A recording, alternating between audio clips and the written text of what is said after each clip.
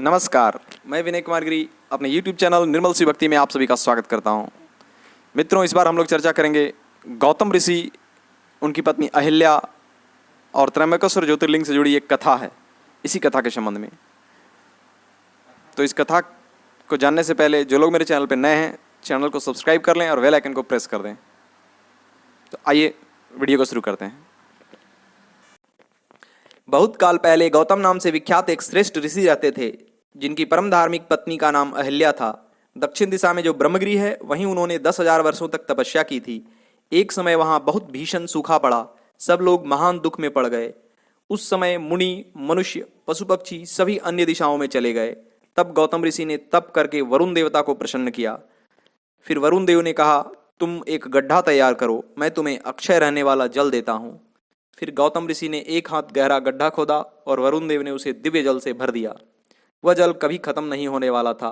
तदनंतर गौतम ऋषि ने वहां धान, जौ आदि अनेक प्रकार के बीज बो दिए। तरह तरह के धान्य, भांति भांति के वृक्ष और अनेक प्रकार के फल फूल वहां लहलहा उठे। यह सब सुनकर बहुत से ऋषि, मुनि, पशु पक्षी आदि वहां निवास करने लगे।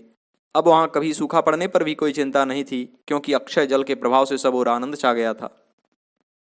एक बार वहां जाकर बसे ब्राह्मणों की स्त्रियां जल के प्रसंग पर अहिल्या से नाराज हो गईं। उन लोगों ने अपने पतियों को उकसाया। तब उन ब्राह्मणों ने गौतम का अनिष्ट करने के लिए गणेश जी की आराधना की। जब गणेश जी वर देने को प्रकट हुए, तब उन्होंने कहा, प्रभु ऐसा उपाय कीजिए जिससे सभी ऋषि डांट फटकार कर गौतम को आश्रम से बाहर निकाल दें। गणेश जी ने उन्हें समझाया और इस अनुचित कार्य से बचने की सलाह दी और बताया कि जब किसी सज्जन के साथ ऐसा अनुचित व्यवहार किया जाता है तो वास्तव में उसका बुरा नहीं होता, उसका भला ही हो जाता है। लेकिन अनुचित कार्य करने वाले को उसकी पीड़ा भोगनी ही पड़ती है। लेकिन वे लोग गणेश जी की सलाह को नहीं माने।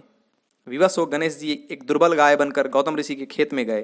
तभी गौतम ऋषि ने खेत में चरती गाय को देखा तो उसे हाँकने के लिए एक छोटे तिनके की सहायता से गाय को स्पर्श किया, पर उस तिनके के स्पर्श मात्र से वह गौ पृथ्वी पर गिर पड़ी और उसी क्षण मर गई। वे दुष्ट ब्राह्मण तथा उसकी स्त्रियां छिपकर यह सब देख रही थीं। वे बोलने लगे, हाय हाय गौतम, तूने यह क्या कर डाला।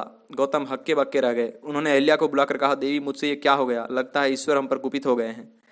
ब्राह्मणों ने कहा, हमें अपना मुंह मत दिखाना, यहाँ से जाओ। गौ हत्यारे को देखने पर तत्काल वस्त्र सहित स्नान करना चाहिए। ऐसा कहकर वे उन्हें पत्थर से मारने लगे तथा गालियां देकर अहिल्या तथा गौतम को सताने लगे। तब गौतम ऋषि ने उन्हीं ब्राह्मणों से अपने उद्धार का उपाय पूछा। तो उन्होंने कहा, यहाँ गंगा जी को ले आकर उन्हीं के जल से स्नान करो तथा 1 करोड़ पार्थिव लिंग बनाकर महादेव जी की आराधना करो। फिर गंगा में स्नान करके इस पर्वत की 11 बार परिक्रमा करो।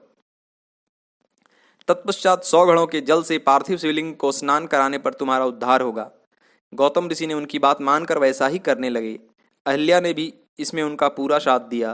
पत्नी सहित गौतम ऋषि की आराधना से संतुष्ट हो भगवान सदाशिव वहां प्रकट हो गए और प्रभु ने कहा, महामुनि, मैं तुम्हारी उत्तम भक्ति से बहुत प्रसन्न हूँ, तुम कोई वर मांगो। गौतम ऋषि ने प्रभु को देख बड़े आनंदित हो हाथ जोड़कर प्रणाम किया और कहा, प्रभु मुझे निष्पाप कर दीजिए। भगवान शिव ने कहा, मुनि तुम धन्य हो और सदा ही निष्पाप हो। इन दुष्टों ने तुम्हारे साथ छल किया, लोग तुम्हारे दर्शन से पाप रहित हो जाते हैं। फिर सदा मेरी भक्ति में तत्पर रहने वाले तुम क्या पापी हो? जिन दुरात्माओं ने तुम पर अत्याचार किया है, वे ही पापी, दुराचारी और हत्यारे हैं। उनका कभी उद्धार नहीं होगा। यह सुनकर महर्षि गौतम ने कहा, प्रभु उन ऋषियों ने तो मेरा बहुत बड़ा उपकार किया, उनके बर्ताव के चलते ही आपका दर्शन मिला, उनके दुराचार से ही मेरा महान स्वार्थ सिद्ध हुआ है। यह सुन महादेव ने कहा, तुम धन्य हो विप्रवर, तुम मुझसे उत्तम वर मांगो। गौतम बोले, 5 आदमियों ने जो कह दिया वह अन्यथा नहीं हो सकता, अतः जो हो गया सो रहे। यदि आप प्रसन्न हैं तो मुझे गंगा प्रदान कीजिए। तब प्रभु ने गंगा जल को गौतम मुनि को दे दिया। उस समय गंगा जी का जल परम सुंदर स्त्री का रूप धारण करके वहां खड़ी हो गई। तदनंतर शिव जी ने गंगा से कहा, देवी तुम मुनि को पवित्र करो और वैवस्वत मनु के 28वें कलयुग तक यहीं रहो। गंगा ने कहा, महेश्वर, यदि मेरा महात्म्य सब नदियों से अधिक हो और अंबिका तथा गणों के साथ आप भी यहाँ रहें, तभी मैं इस धरातल पर रहूंगी।